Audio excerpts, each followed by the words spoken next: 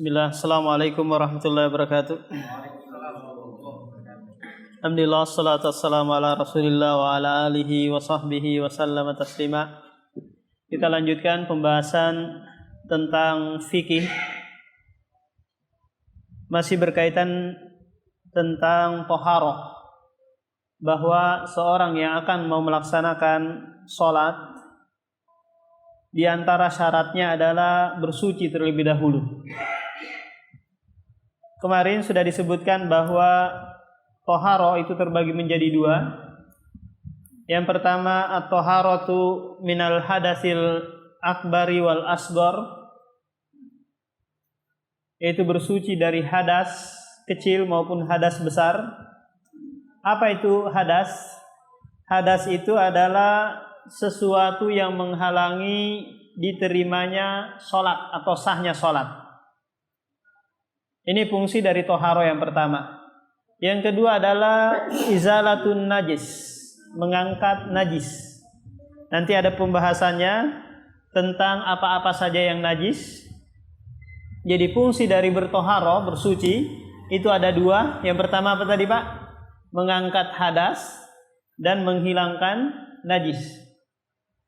Kalau seseorang keluar kentut, maka ini apa ini? Ini adalah hadas. Seorang keluar apa? Kentut.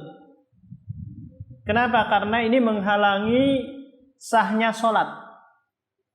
Kongka imam keluar kentutnya, maka dia apa? Sholatnya batal, harus diganti oleh makmum. Nah, fungsi yang kedua adalah mengangkat najis. Apakah yang ada di badan, ataukah yang ada di baju, ataukah ada yang ada di tempat suci, yang ada di tempat sujud. Dihilangkan dulu itu dengan apa? Dengan menggunakan air. Nah, kalau kalau mengangkat najis ini dia lebih luas, boleh nanti menggunakan zat-zat yang lain, zat cair atau zat padat yang lain. Tidak mesti harus air. Boleh nanti menggunakan oli, sabun, kemudian tanah atau yang lainnya. Kalau hadas itu harus diangkat dengan apa? Dengan air. Kalau nanti nggak ada air, baru apa? Ada penggantinya, yaitu tanah, tisu atau yang lainnya.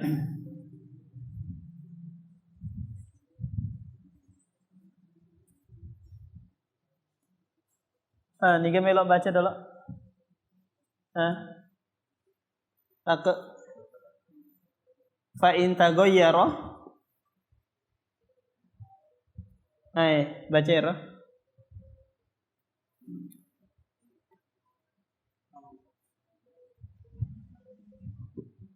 Bismillah. Wa in taghayyara ahadu awsafihi binajasatin fa huwa najisun. Yajibu ijtinabu. Fa in taghayyara ahadu awsafihi, jika salah satu dari sifatnya berubah dengan zat najis, maka air itu menjadi najis. Air itu ada 3 sifatnya: baunya, rasanya, atau warnanya. Umpamanya ada air kencing, kemudian masuk ke dalam ember atau masuk ke dalam baskom. Air ini kita nanti hukumi dulu suci. Kapan dianggap najis air tersebut? Kalau dia berubah salah satu dari sifatnya. Warnanya kah berubah, ataukah rasanya, ataukah baunya. Yang penting ada salah satu darinya berubah. Nah, kalau kita lihat air yang turun dari langit atau yang keluar dari bumi, itu asalnya dia apa? Bersih, bening kan ya? Kecuali nanti air yang keluar dari tanah, kadang berubah sedikit dengan apa? Dengan zat tanah tersebut, dan ini tidak mengapa. Seumpamanya ada air payau. Pernah lihat Pak air payau? Itu berubah dengan sebab apa? Dengan sebab warna tanah. Kadang macelai, kadang maridi, kadang berubah-ubah warnanya. Maka perubahan ini tidak mempengaruhi keasliannya. Oleh yang pernah tinggal di Sungai Mahakam di sana, maka airnya kan berubah itu warnanya. Tapi ini perubahannya alami. Perubahannya alami. Beda kalau sekiranya sengaja dimasuki zat yang suci. Kira-kira wedi ga dipakai majene Abu Muhammad wedi ga? Umpamanya engkau sengaja kita campuri dengan zat pewarna lah rekeng. Pewarna baju atau pewarna makanan. Kira-kira boleh nggak dipakai bersuci itu? Berubah warnanya. Nggak bisa. Yang menjadi patokan kalau lecek ini asena. Kalau sudah pindah namanya, bukan lagi air, baru tidak boleh dipakai bersuci. Kalau masih dikatakan air, maka masih bisa digunakan untuk bersuci. Wai pejega, wai lawiga, atau wai air apa yang keluar dari bumi dan yang turun dari langit. Fahuwa najisun, maka dia adalah air yang najis.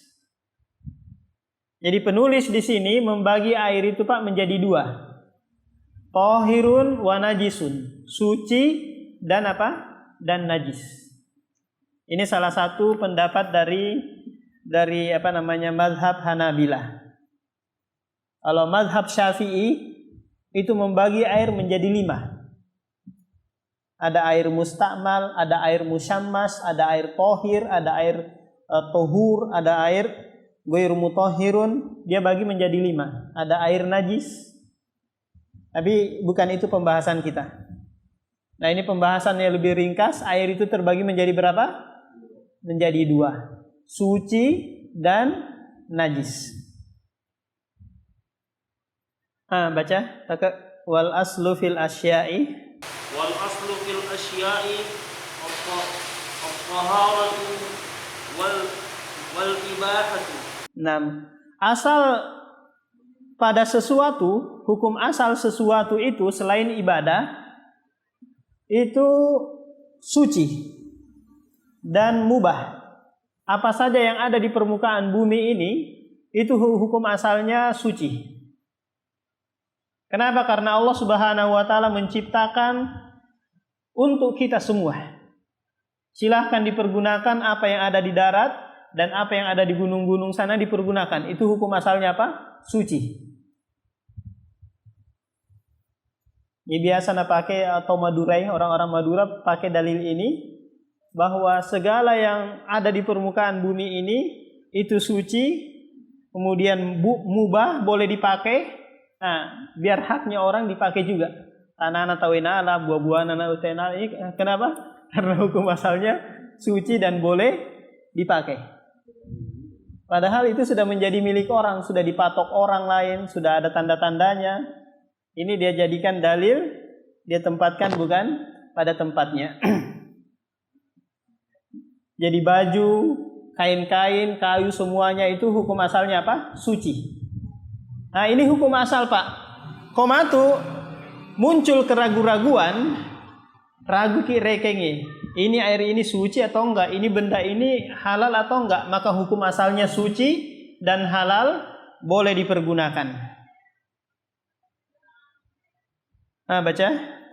Fa idza syakka al-muslimu fi najasati ma'in aw thawbin aw buqatin aw ghairiha fa huwa tahirun aw tayaqqana taharata wa syakka fil hadathi fa huwa tahirun. Stop dulu. Jika seorang muslim ragu itu Pak, dia berada di antara 50-50. Tidak ada yang dia kuatkan. Dia di tengah-tengahnya. Ragu. Ini namanya apa? Ragu. Enggak mau ke sini, enggak mau ke situ juga. Dia di tengah-tengah.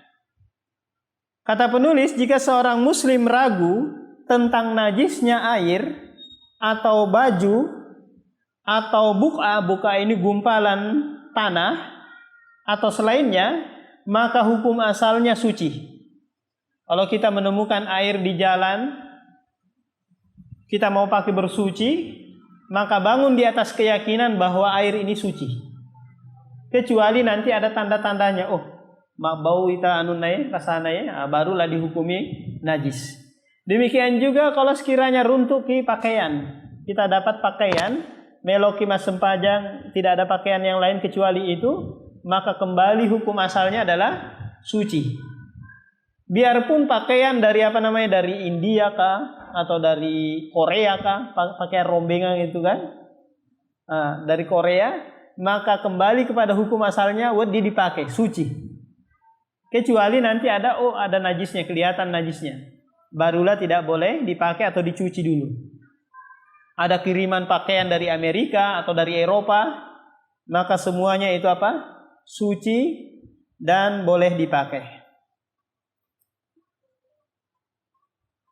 Wasyakka fil hadasi, jika dia ragu antara suci dan dan hadas, maka kembali kepada hukum asal, yaitu suci.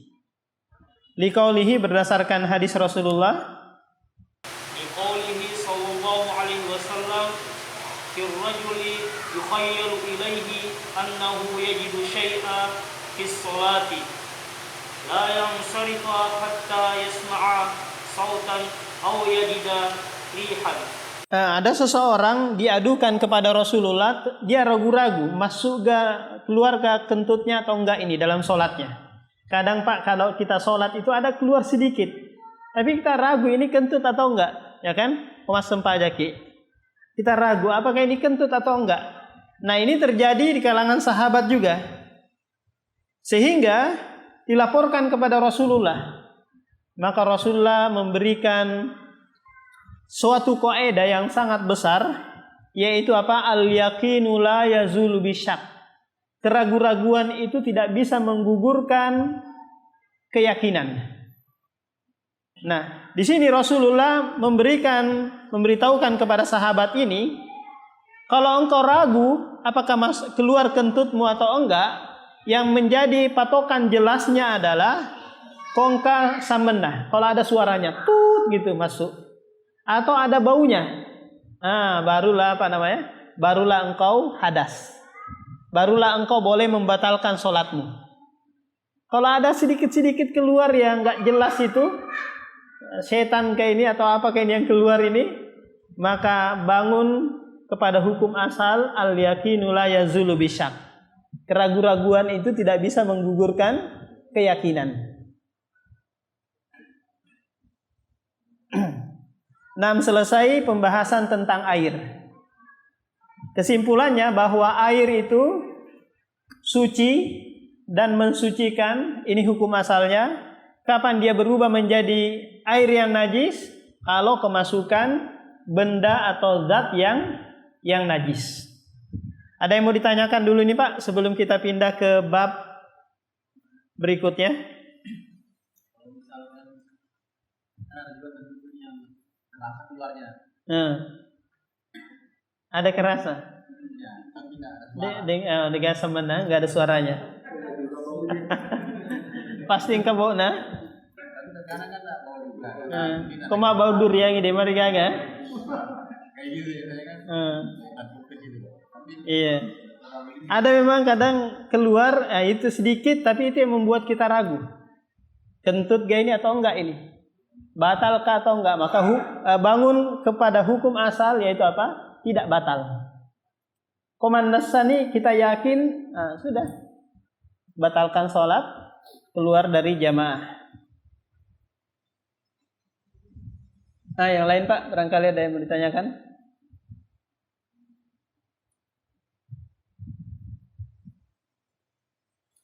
Kita pindah ke bab berikutnya, babul aniyah, bab wadah. Kenapa dibahas tentang wadah ini? Karena taurioloe komelo majene ditaruh di dalam wadah dulu. Apakah wadahnya ini nanti suatu hal yang suci ataukah najis? Ini yang menjadi pertimbangan dalam permasalahan fikih. Kenapa? Karena wadahnya orang-orang dulu itu Pak, kadang terbuat dari kulit, kadang terbuat dari kulit binatang, atau kadang terbuat dari kulit kayu. Kalau kita sekarang kan dari plastik. Dari bahan plastik. Nah, kenapa dibahas ini pembahasan ania ini? Karena kaitannya kalau sekiranya ada wadah, ada baskom atau tempat menampung air terbuat dari najis, benda yang najis, maka air yang masuk pun ke dalamnya nanti menjadi najis. Nah, inilah yang dibahas oleh penulis tentang Tentang wadah yang suci dan wadah yang najis. Nah, kalau kita di Yaman dulu itu Pak, masih ketemu orang-orang yang dia minum dari kulit kambing. Minum dari wadah yang terbuat dari kulit kambing. Jadi kalau mereka menyembelih kambing itu kan langsung ditarik saja seperti ini. Nanti kepalanya itu di lehernya itu dikasih keran. Untuk badannya ini ditampung air. Kalau malam kan dingin jadinya. Ditampung di malam hari menjadi dingin. Nah, musim panas mereka gunakan itu untuk tabarrot, membuat air menjadi dingin.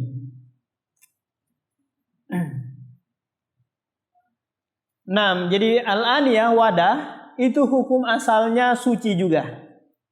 Apapun bentuk wadahnya, apakah terbuat dari plastik atau dari kayu, kecuali nanti wadah yang terbuat dari kulit binatang. Maka dilihat lagi nanti apakah kulit binatangnya ini suci ataukah najis. Baca Abu Dzulfikar, baca dalam Babul aniyati wa jami'ul awani mubahatun illa aniyatat sahabi wal fiddati wa ma fihi syai'un minhuma illa basiran minal fiddat illa basiran minal fiddat dan yasira illa yasira minal fiddati lil hajati liqaulihi sallallahu alaihi wasallam la tasribu fi aniyatil zahabi wal fiddati wa la taqulu fi sihabiha fa innaha lahum fi dunya wa lahum fil akhirati. Ini harokatnya salah ini. Kalau dalam ilmu sharaf ini syariba yashrabu, la tashrabu. Di terjemahannya itu begitu kah?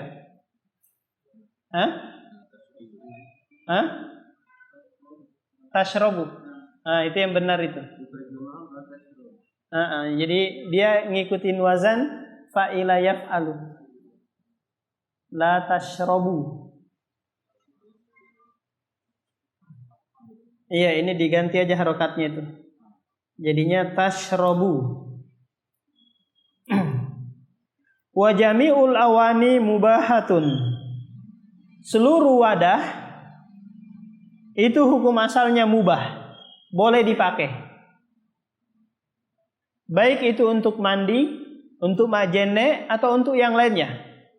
Kenapa? Karena hukum asalnya mubah, boleh. Kecuali wadah yang terbuat dari emas dan perak. Kenapa kira-kira fuqaha melarang hal ini? Karena mereka membuat suatu kaidah, yaitu segala yang haram ini hukumnya najis. Dan ini kaidah ini tidak bisa diterapkan pada semua keadaan. Kaidahnya apa tadi? Segala yang haram itu pasti najis. Nah, emas dan perak ini haram bagi laki-laki, haram pula bagi umat Islam membuatnya sebagai piring atau mangkok atau gelas, kemudian dia makan dan minum dari piring atau gelas yang terbuat dari emas tersebut. Kenapa? Karena ini bagi orang-orang kafir di dunia dan bagi orang-orang mukmin nanti di akhirat. Jangan istijal, jangan terburu-buru dulu. Orang-orang yang terburu-buru minum minum khamar di dunia, kelak dia tidak akan minum khamar di surga. Orang-orang yang terburu-buru pakai sutra dari kalangan laki-laki, pakai sutra di dunia, nanti di akhirat dia nggak pakai sutra. Ada tempatnya nanti, sabar dulu. Itu tadi kenapa wadah yang terbuat dari emas dan perak tidak boleh digunakan makan, minum, bersuci dan yang lainnya. Karena fuqaha memiliki kaidah bahwa segala yang haram itu najis. Padahal ini tidak bisa diterapkan pada semua keadaan. Contohnya apa? Contohnya cincin bagi laki-laki. Cincin emas bagi laki-laki kan haram kan?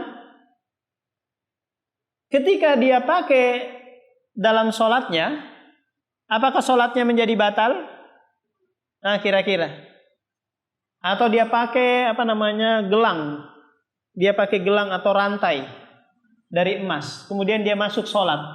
Batal gak kira-kira sholatnya? Nah, tidak batal. Tidak batal.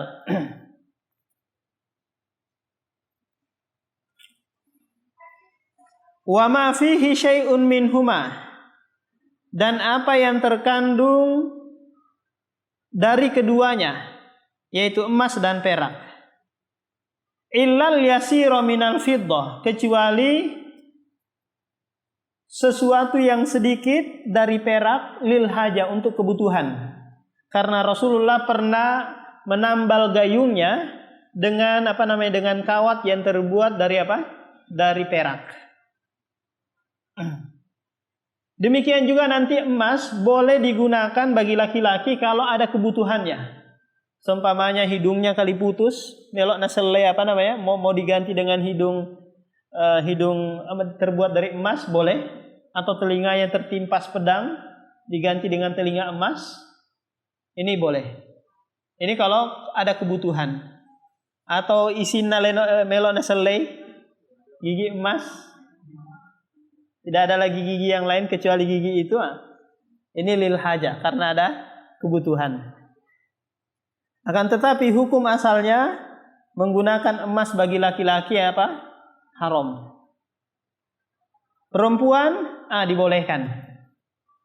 Dibolehkan, tapi zinatul li zauji, untuk perhiasan buat buat dia tampakkan ke hadapan suaminya. Bukan dia dipakai di saat kawinan, di saat kondangan dan yang lainnya. Nah, ini dilarang.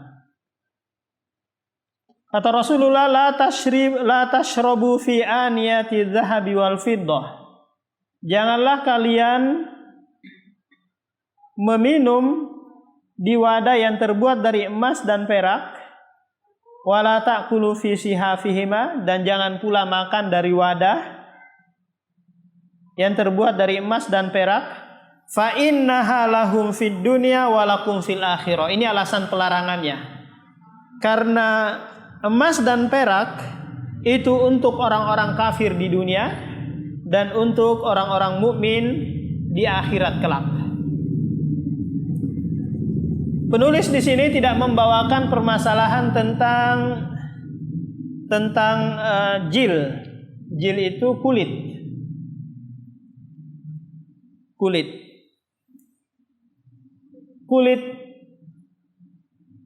binatang yang dimakan dagingnya itu suci juga kulitnya. Bisa juga dipakai untuk Untuk buat jaket mungkin, atau buat pakaian, atau buat yang lain lah, buat tikar. Kenapa? Karena dia suci. Beda halnya kalau sekiranya kulit dari hewan yang tidak dimakan dagingnya. Kira-kira agak ya? Pada buaya, kulit buaya, halal nggak dimakan buaya? Wadi gak diantre buaya? Boleh.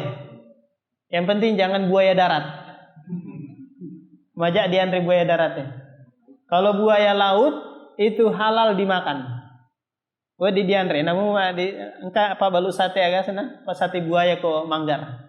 Silahkan berkunjung di sana. Kenapa? Karena dia buaya darat, buaya laut. Buaya darat itu yang haram hukumnya. Engkau gak kira-kira buaya darat? Mega.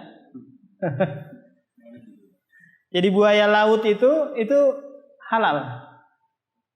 Kenapa? Karena segala apa yang ada di laut itu halal bangkainya dan ikan-ikannya apa saja yang ada di laut, meskipun itu putri duyung. Tongka kira-kira putri duyung kan? Dimakan juga atau halal juga dimakan.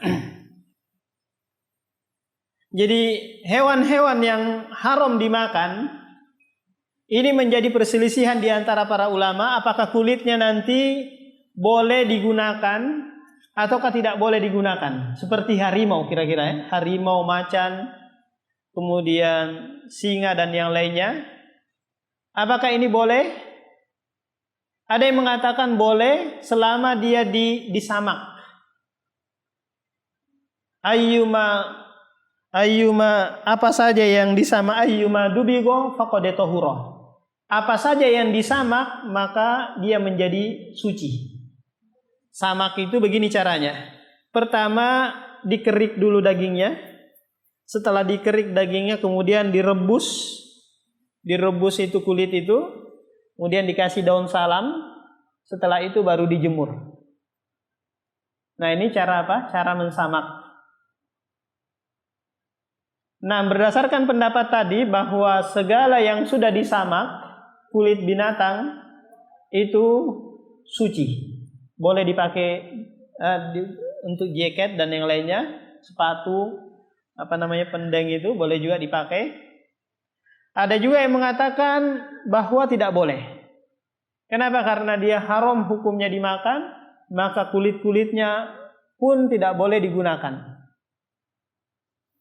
Tapi yang lebih kuat bahwa dia boleh digunakan. Berdasarkan hadis Rasulullah tadi, ayyuma dubigo faqad tahura. Apa saja yang disamak itu menjadi suci kecuali kecuali babi dan anjing. Babi dan anjing itu tidak boleh. Nah, selesai tentang wadah. Ada yang mau ditanyakan Pak tentang wadah ini?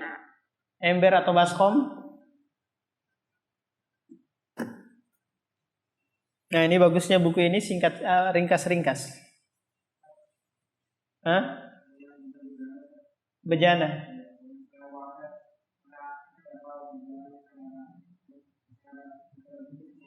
Apa? Ada kotoran? Kotoran tikus masuk ke wadah itu.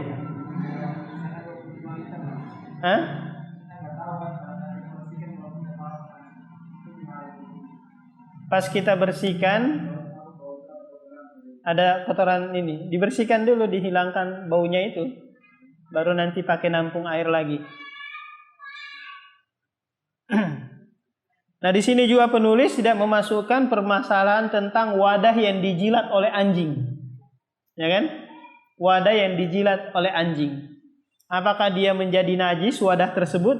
Kenapa? Karena anjing itu Pak, anjing, kucing, ini cara minumnya itu dengan menjilat. Ya dia jilat air tersebut. Nah kalau ada wadah yang dia jilat, apakah wadah ini menjadi najis atau enggak? Ini menjadi perselisihan di antara para ulama. Ada yang mengatakan tidak menjadi najis. Kenapa kira-kira? Karena anjing di zaman Rasulullah melalui sutama kumasigie, keluar masuk ke dalam masjid Rasulullah. Kemudian anjing keluar masuk begitu, sehingga tidak pernah diperintahkan untuk mencuci apanya gitu, enggak. Ini pendapat Imam Bukhari dalam kitab Sahih Bukharinya, menguatkan bahwa jilatan anjing itu tidak najis. Demikian juga Imam Malik dan yang lainnya. Pendapat jumhur ulama yang lainnya mengatakan bahwa jilatan anjing itu najis. Berdasarkan hadis yang banyak sekali tentang ayyuma jilatan anjing yang menjilat ke wadah itu dicuci 7 kali dan salah satunya dengan apa? Dengan tanah. Dalam riwayat yang lain yang ke-8-nya dengan tanah. Coba bayangkan kata mereka bahwa anjing ini najisnya sangat berat. sehingga harus dicuci sampai 7 kali. Nah, ini perselisihan di antara para ulama mengenai jilatan anjing ke wadah. Ini ke wadah Pak ya, ke wadah, ke baskom atau ember atau yang lainnya. Beda kalau sekiranya nanti dia menjilat kaki kita atau betis kita atau celana kita, maka nanti tidak dihukumi seperti wadah. Harus dicuci 7 kali, salah satunya dengan tanah. Nah, ini yang bisa disampaikan mengenai wadah atau bejana. Ada yang mau ditanyakan, Pak? Hah? Kebak ya.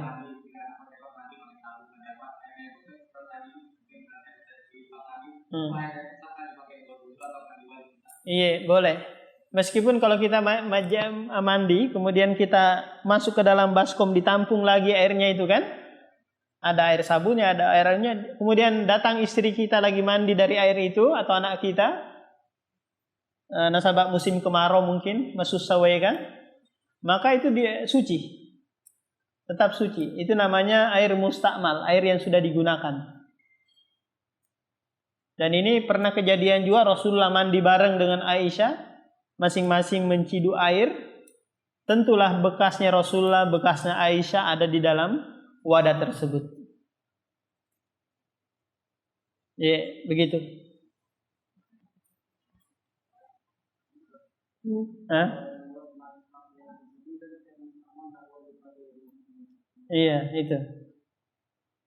Ya, mazhab yang menyelisihi dalil maka mardudun, ditolak. Imam Syafi'i pun pernah mengisyarahkan bahwasanya lempar jauh-jauh pendapatku kalau sekiranya ada hadis. Idza sahhal hadisu fahuwa madhhabi. Apabila hadis sudah sahih, maka itu adalah madhabku.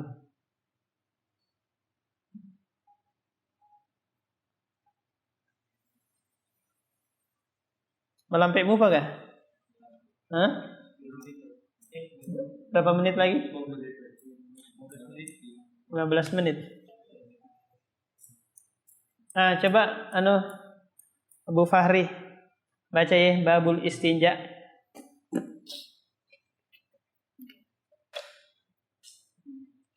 Babul istinja'i wa adabi qada'il hajati. Nah, stop dulu. Babul istinja. Kaitannya dengan bab sebelumnya ini, Pak. Kadang itu seseorang sebelum dia bersuci buang hajat terlebih dahulu. Ya, buang hajat terlebih dahulu. Temega atau jambaga. Kemudian dia baru bersuci.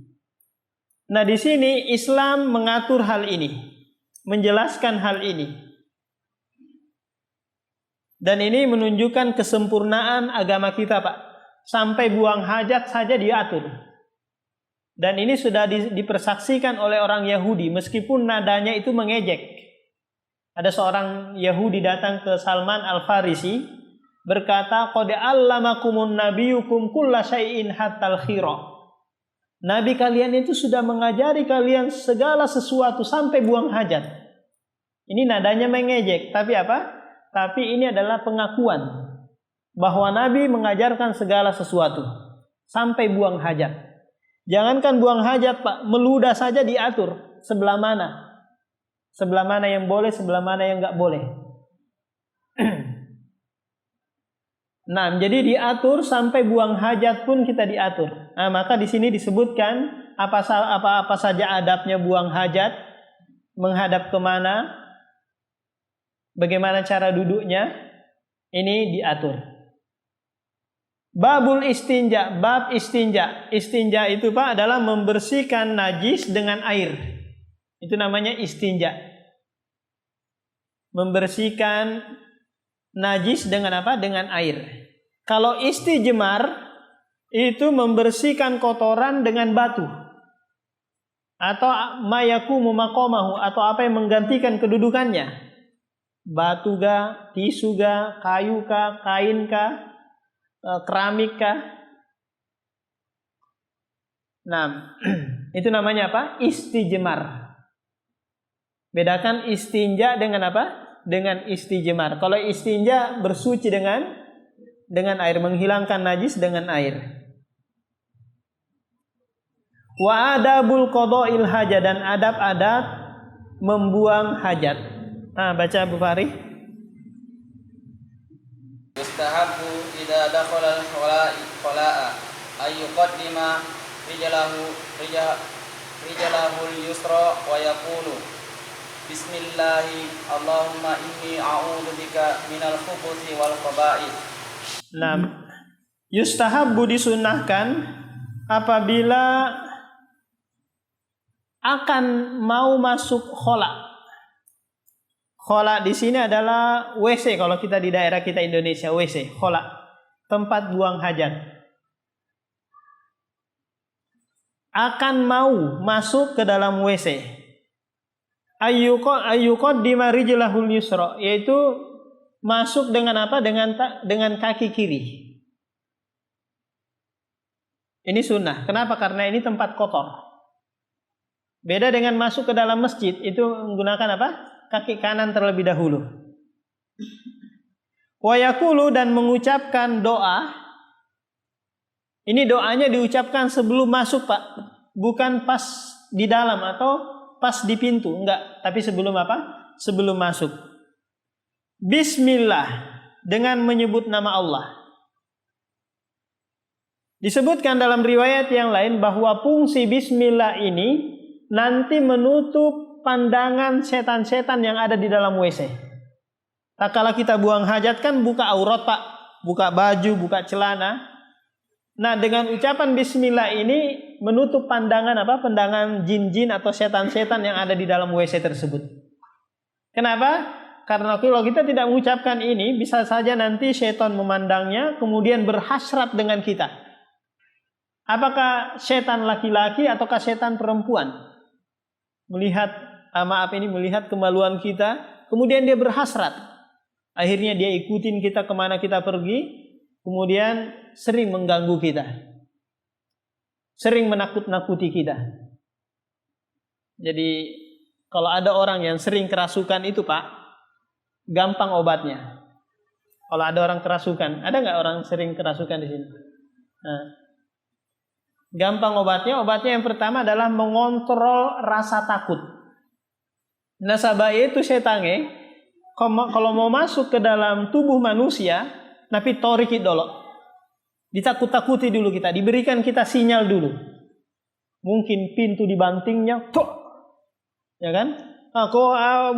Muncul sudah bulu rumah kita ini, membulan itu langsung ditambah. Kalau kita setan ero. Masuk ke meloko si gajaki, tuh tahu kan? Ada nggak kira-kira seperti itu? Kemeloko masuk kok si gajaki. Itu berarti kontrol rasa takutnya terkontrol. Ada memang itu orang, Pak, kalau diangkat sudah lemari, diangkat sudah ranjang, kemudian dia banting, langsung lari, ya siap-siap sudah itu. Jadi kalau ada orang biasa kerasukan, ajarkan kepada dia untuk mengontrol rasa takutnya. Karena tidaklah dia kerasukan, Pak, melainkan dipitori dulu, ditakut-takuti dulu. Ada bayangan hitam lah lewat, atau ada macam-macam lah. Cara jin atau setan itu untuk apa? Untuk masuk ke dalam tubuh manusia. Sehingga apa? Sehingga dia kerasukan. Itu saja resepnya. Dulu ada santri saya, siang malam dia kerasukan. Setelah diajarkan seperti itu, diterapi seperti itu, mengatur rasa kontrolnya, rasa takutnya, mengontrol rasa takutnya, hingga hingga nggak pernah lagi kerasukan. Jadi itu saja, Pak, resepnya kalau ada orang kerasukan. Kemudian dia ucapkan lagi, Allahumma inni a'udzubika minal khubuthi wal khaba'ith. Ya Allah, sesungguhnya aku meminta perlindungan kepadamu dari setan laki-laki dan setan perempuan. Nah, sabakot tamak itu WC onron setange. Itu tempatnya apa? Tempatnya setan. Kita dibolehkan lil haja karena ada kebutuhan. Kita mau apa? Mau buang hajat. Yang anehnya kita di Indonesia ini Pak, mabuki WC ko lalek kamarai. Ya kan? Mabuki WC ko lalek kamarai. Onron na setange. Seharusnya kamar WC kita itu di luar rumah atau tidak di dalam kamar. Kalau orang Arab itu Pak, mereka jauh di luar rumah WC-nya.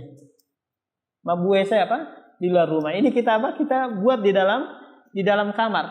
Tujuannya bagus, itu memudahkan untuk buang hajat. Dia nama bela-bela masuk sih kan, langsung buat. Tapi di sini ada dampak buruk yang lain.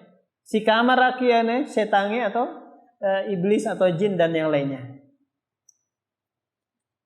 Iya, kalau sempat ditutup kembali, kota bukai.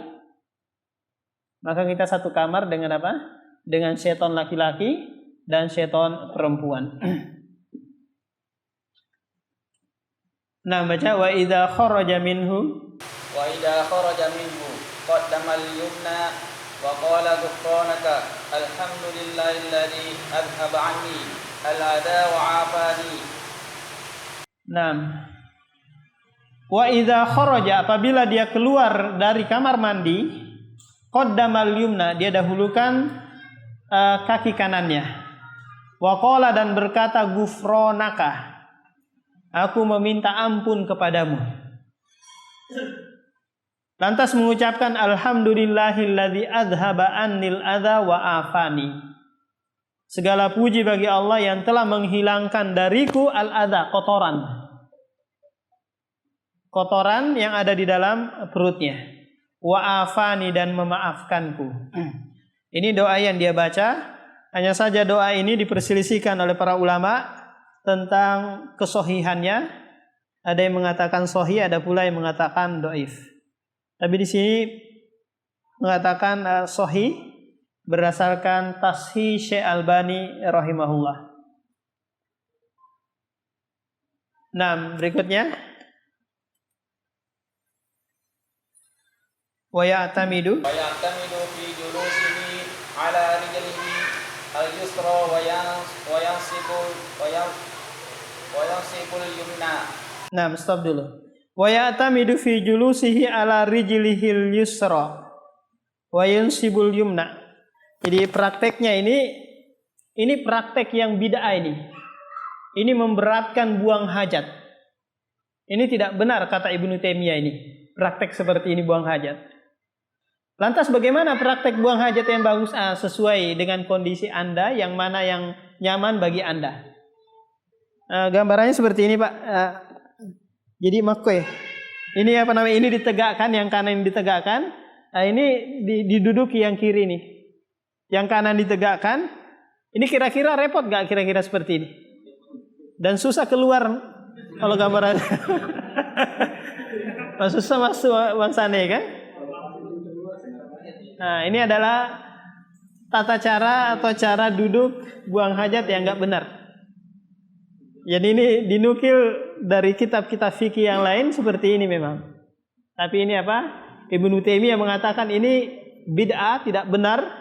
Yang benar kembali kepada kondisi masing-masing sesuai dengan yang dia anggap nyaman gitu. Jongkok kah atau tudaga atau apalah yang nyaman yang dia lakukan ketika buang hajat. Syariat tidak mengatur tentang hal ini.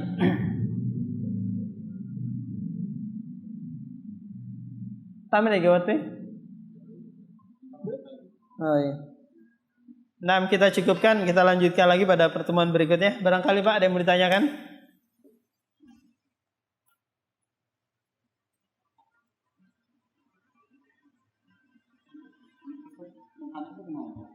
Belum, nanti ada nih. Belum. Ada kelanjutannya nanti. Buang hajatnya.